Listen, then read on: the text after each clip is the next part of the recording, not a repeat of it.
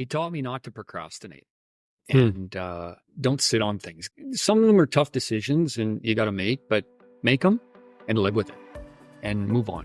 How can a set of skills lead you down the path to success? That's what we're setting out to answer on the EdUp Canada podcast. I'm your host, Michael Sangster. Join me as we unpack how leaders around the world have taken training and skills and turned that into a lasting career. Now let's learn together.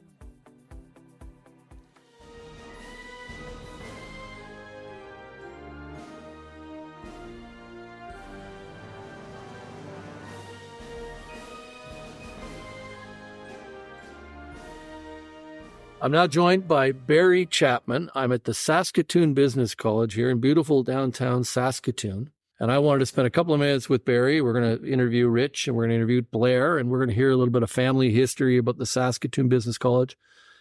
What year was it? 1905 the college was founded? Is that what I heard? 1907. 1907 the college was founded. So let's start, Barry, with yourself and your own history here. How did you start here? And what are you doing now? And when did you start here? Maybe I could go back a couple of decades, remind people that the University of Saskatchewan never got into business until after we started, both in 1907. Lucky for me, I picked the right parents. My parents were both teachers. They saw the need to escape the education system in Saskatoon because they could barely afford to buy groceries. So my mother pushed my dad into buying the college in 1951. And it was a big leap of faith for them. They didn't have any money. Of course, they had to go out and borrow every nickel it took to get into the college. And it was a pretty threadbare operation in those days. It was on the third floor of a building on the main drag with old equipment. But nevertheless, it had a dedicated group, and that's been one of the mainstays of our existence and longevity, and which sort of separates the wheat from the chaff. Was they had good teachers, always have had good teachers, and still do. But anyways, in 1951, they bought the college, and they worked daily and monthly in terms of improving things. My dad was not an accountant, but it seemed what I discovered later was about 6 months after he got into the college, he was the editor of an accounting text, which was a little bit of a surprise to me. But they were a couple of smart cookies that hired the right people. My dad, unfortunately, never made it beyond 5 years. He was involved in a boating accident after 5 years, and that was the end of him. But my mother had the good sense to hire some pretty talented people, hardworking, creative women. They steered the college in the right direction, and it just continued to grow until such time as they moved into this building, which is on 3rd Avenue, across from the City Hall. And it has since expanded into 4 buildings? 3. And so we've got ample space that we didn't have before. But I guess over the years, I could maybe change the subject or the direction. The things that I think attributed to our success was hiring good teachers. Mm-hmm. I mean, that's a given. And starting with when they hired you as an instructor, the best one they ever had. That's a given in most colleges, and most school principals would say, "Oh, yeah, our staff are top drawer." But we had some teachers that worked with us. One in particular for 40 years. At one point, I remember doing the math, and we had an average tenure of instructors of 14 years each, which was darn good. Several of them worked with us beyond 20 years, and I mean, they just contributed hugely to the success of the school. The other 2 factors, I think, that identify this college, if I may, were our involvement in a national curriculum and evaluation service. It formerly was called the BEA, the Business Educators Association. And we collaborated with some of the better schools across Canada in terms of the curricula, what was taught, what was evaluated. And so we learned a great deal from those other colleges. We contributed to the system as well, of course, but there were some pretty significant, important people involved in that system. The Shaw colleges, you've heard of them. Yep. And 2 or 3 other stalwarts in Ontario. And I think it really helped us mature. But we were always using that system, but it helped us become a better institution. So just to repeat, the quality of the instructors was our number one focus, curricula and evaluation, and then, of course, the physical premise. Mm-hmm. When I started, we had 1 or 2 electric typewriters, and the rest were all those old clunky Underwood manuals. Created a heck of a noise. Blair Chapman's here as well. We're going to interview Blair later. How many students currently on campus now, Blair? We have about 250 on campus and online. About 250 a year go through the school? 250 to 300. And that's come back up since COVID.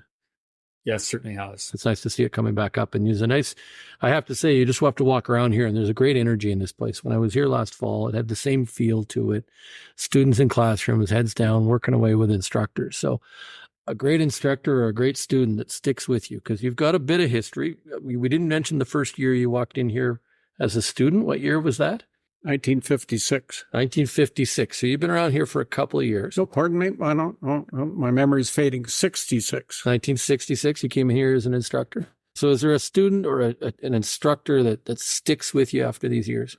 There's a couple. There was one woman that was in charge of our timetabling, and she did a stellar job in that regard. She stuck with us for 40 years, was our keyboarding instructor. Just a real rock. And the other chap that I should mention was a chap with had a professional accounting designation, a commerce degree, and he headed up our accounting program and business administration program and made it a very strong program under his guidance. He retired a couple of years ago, but he did an incredibly good job. So those would be 2. And I could name a dozen of the teachers that really. It gets lost just how long-serving and skilled the instructors are and the curriculum developers are. And I think more importantly for me, with your experiences, how many of them had real-world experiences, working as an accountant or working in a firm, and then coming back and teaching to give back in many cases? You know, I find that that would be a little hard for me to talk about. I think it was a mix. Some of them, this chap that that I mentioned that had the accounting background, he came to us from the Co-op College. I don't think he had a professional background in accounting as such, but his work with the certified management accounting people. He was a pure instructor.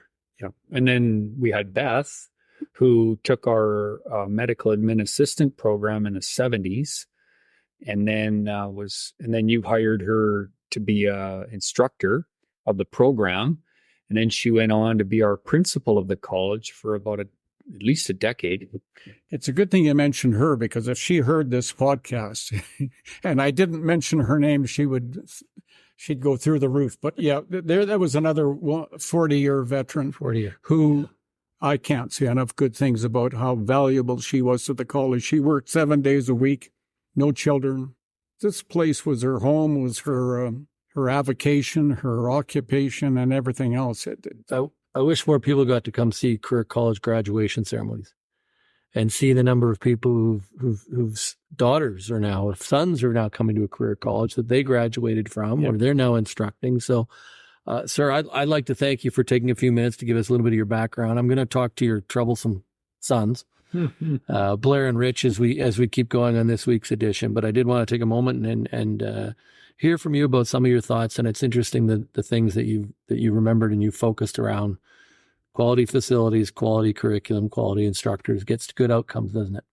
Yeah, we didn't reinvent the wheel. I mean, I think this our association with the successful schools in Ontario and the BEA and the National Examination and Curriculum and Examination System stood us in pretty darn good company and made us and still probably does, a strong, relatively strong organization. Well, thanks for joining us, sir. And we look forward to seeing you again soon. Well, that was a great chat with Barry, but now I've got the troublesome brothers in here. I've got Blair and Rich Chapman. Rich wasn't in here when we talked to your father, but we got a lot of the family history back to moms and grandmothers and instructors and some of the great stuff that's gone on around the college here. But I'll start with you, Blair. We know each other well from the NAC board. How long have you been working at Saskatoon Business College? Our dad hired me in 93. So interview? Was it a tough interview? Yeah. Or? I was nervous. Yeah, I know. I prior to that, I got a degree in a business degree in the States. And I wasn't planning on coming back to Saskatchewan, but there was an opportunity for a marketing position here. And so I asked Dad if I could take it, and he agreed. And so I got hired first. And Rich was at the 91. Yeah. 90, 91? Oh, I've lost. See, there you go. I've lost track. When did you come in, Rich? November of 93. 93. Okay. Okay. So he hired me first, and then Rich came over from the bank. He was working and hired him, and the rest is history. We haven't nobody else will hire us, so we've been here since. Well, we talked a lot about great instructors that have been here for 40 years and the impact they've had, but it's one of the things about our sector that nobody talks about is these long-standing career colleges that have been owned by families that have an impact. Any idea how many students since 1907, your dad said? Any idea how many students have even gone through this place? Tens of thousands for sure. Oh, yeah. Well, Dad figures he helped about 20,000 students start their careers, find jobs. So you're probably over 50,000 have been in here since 1907. Yeah. If you get a chance, take a look at some of the stuff they've got online, some great history, some great old grad photos. Well, I assume at the Besborough Hotel? Yeah. Oh, yeah, for sure. Yeah. We used to have balls at the Besborough, formal balls. I've seen some of those photos. They're great. Yeah. But back in the 70s and 80s when Dad was running the college, young women, I mean, there weren't a lot of options, right? As like there are today. So he would often get 2, 3, 4 of the top graduates from any rural high school in the province. And they'd come to the college, and lots of doctors and lawyers would hire them. That market's obviously shrunken. I mean, we only train about 10% directly out of high school now. The vast majority are mature students. I was just going to ask you, mostly mature students. You were saying you're training a lot of new Canadians, not international students, really. You were saying before last year, maybe 5, 10 a year, not a big number. Yeah. But quite a few new Canadians. You just have to walk around the college here, and you see a very cool energy. It's a big space, too. How much of your campus is online? Is most back in the campus? We have about 3-4 intakes where we just have individual classes starting online. We just had a group last week. And then they, of course, if they decide to write the final exam and pass it, they'll get credit towards a full-time program. Oh, interesting way of looking at it. And then probably, it's hard to say in the program. We've had some programs like graphic design where we've had students from Regina that we haven't even seen on campus. They took 100% of the program online. But about 25% of our full-time students are studying online. About 75% choose to come right to be on campus. Yeah, most prefer to be on campus, even though the option's there. Hybrid's popular too. Like, we're really thankful that, and I guess COVID really accelerated the need for schools to build the infrastructure. But we're really glad we did that because the hybrid is really nice. A lot of students say they enjoy the option of on campus and online. And that's a change. Did you do much online before COVID? It's just a change since COVID. And the government it had to pivot pretty quick. And the government was pretty good with you guys here, weren't they? Flexible on getting that move done. Wasn't easy. Yeah. Well, not only that, but they get, like every province, they give us the temporary license to deliver online. But we were the first province in Canada, our ministry, to legislate online learning for privates. And you've got a close relationship with the government here. You work closely with them, ups and downs. Talk a little bit about what the regulatory environment looks like, because most people do not understand the regulation that career colleges are under. It's not a light lift, is it? So So much so that I said to somebody the other day that asked me if we were accredited. I said, actually, no, we're not. There isn't a national accreditation body for private career colleges or regulated career colleges. But I said, I think that our regulated college in Saskatchewan, or say other provinces that gets a license approved or renewed, that should be considered accreditation, because it's so in depth. There's so much to it that, in my mind, that it should be considered an accreditation of a school. I would agree with you. And I just 2.5 years in the sector here, but just walking around these institutions and seeing and having the conversations with regulators. It's not an easy lift. There's a lot to it. And student aid is another piece of it. I don't know, Rich, if you want to talk about student aid at all, or Blair, that's not an easy process. That's not a guaranteed thing for you either, is it? No, not really. I mean, all our programs qualify for student loans, but it's hard to say what the uptake is on student loans, but we have a good relationship with them. And it's a good way for students not to, say, take out a line of credit and have to incur interest right off the bat. So it gives them some breathing room once they're done. Average length of programs here is 6-9 months a year, that kind of length, or longer? It's not 9 to 12 months. 9 to 12. What's your favorite program right now? Is there something kind of sexy around the place that's fun? You were talking about graphic design earlier. I like graphic design. I mean, it's an interesting program. A lot of companies used to outsource their graphic design. It just got too expensive. So they're hiring our grads to work in-house, and they all start at a ground level. But, I was at a meeting about a week ago, and the one person is one of their top persons in a print shop now. So there's lots of good opportunities for graphic design out there. And you guys are closer, I would argue, not knowing the market well, but that you're closer to the employers, you're closer to those places that are looking for the workers when they come out the far side, aren't you? Day to day, meeting with them, talking to them, looking for what they want. Yeah. Like I had a head of HR for a major law firm call me today, itching to hire graduates from our legal program, and they don't finish up till the end of June. So, I mean, she wants to start giving them the job leads from their firm and interviewing them. So when you ask that question, for me, my favorite is our legal program. And I think it's because I've worked with so many legal grads in the past and seen the great work they do out there and how valuable they are in the firms. And they have opportunities to go become lawyers. And we've actually had SBC grads that have not only become lawyers, but also got appointed to the bench and become judges. Oh, that's an interesting story. I was at the Academy of Learning in Toronto last week, and very interestingly, they're right across from City Hall. And their paralegal students are getting hired and doing their practicums in the building. Maybe they're going across the street, but there's so many law firms within a 2-block area. It's quite an interesting campus. It's literally down on Bay Street, looking down on the old City Hall. And it's that same kind of thing, the close relationship directly to the employers, meeting the need. So is there a new program coming or anything that's interesting to you that you think might be the next generation? Or even that, we were talking earlier about with your dad about the national curriculums that came out of the old BEA, I believe it was called, which is now NAC, if I'm correct. The chance to work and collaborate with more colleges. Are you doing any of that kind of work these days across the country? Collaborating with other colleges? Yeah, to build curriculums or to...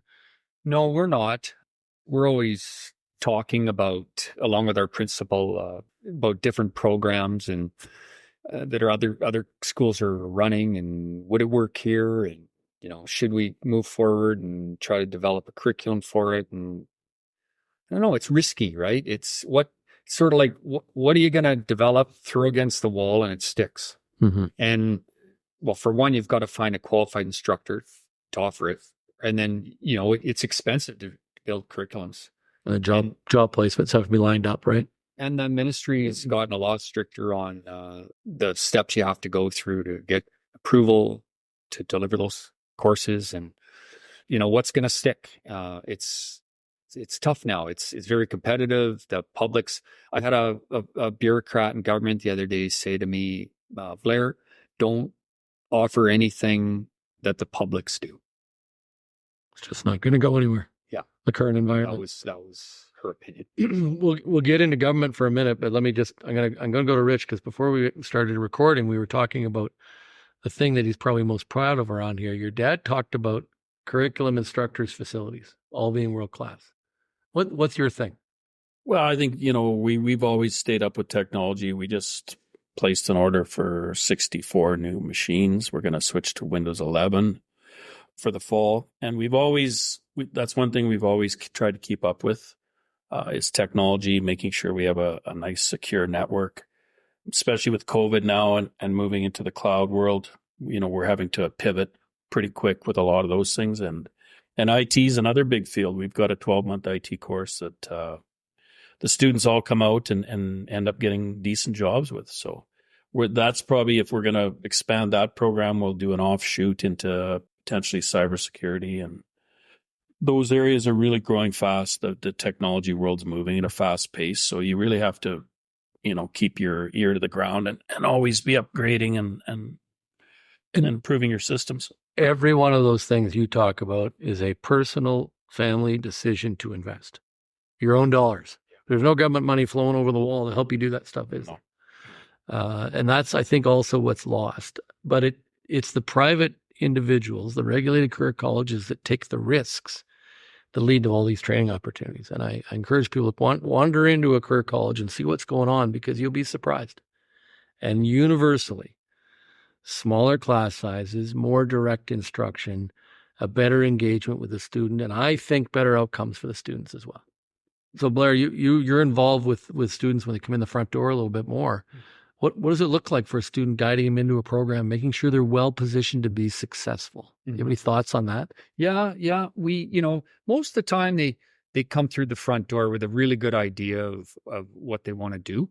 And our job is just to make them feel comfortable and help them any way we can, whether it's the application process, the student applying for student loans, and then their first day in classes, and making sure, because most of them are going to have bumps along the way, like we did when we were in school, and we're there to support them and make sure a principal's door is always open to help them. And because they bring a lot with them into the classroom, especially now. We've got lots of single moms and students that are working part-time, full-time outside school. It's become an expensive world to live in. So our teachers are part-time psychologists most of the time as well. And community fairs, career fairs, making sure the students feel part of the community is a big part of this place, isn't it? And your question to Rich earlier, I think that's what I'm most proud of, is that all these years later, we've managed to stay relevant. But we've been really supportive to the students, and I know that they feel this is a really comfortable place to go to school, and we get that feedback all the time. And we're not just an institution where you're a number, right? And I'm proud of that we've helped a lot of students start their careers. So we said we'd touch on government a bit. I don't think we need to get into the debate of the day.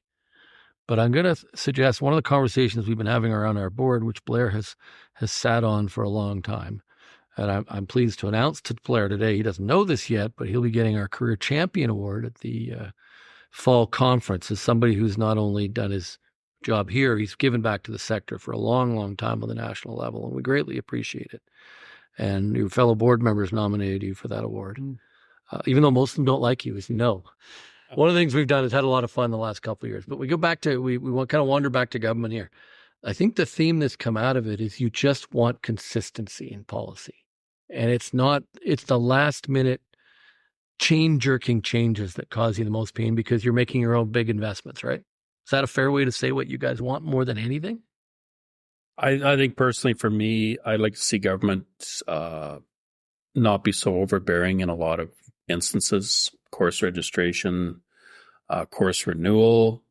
I know our principals really found that to be onerous in the last couple of years, and it doesn't seem to be getting any easier. It's easy for people to run out and set up new software, have to register courses through not new software. But when it takes 4 hours per course, and we're running probably 15 different courses and hybrid, that adds up, and that puts a heavy strain on our administration. So it's a little less stress would be good for you, but also that consistency, so you know what you're facing and what you're going to get. Blair, do you have a comment? And Blair's never shied from a comment about governments.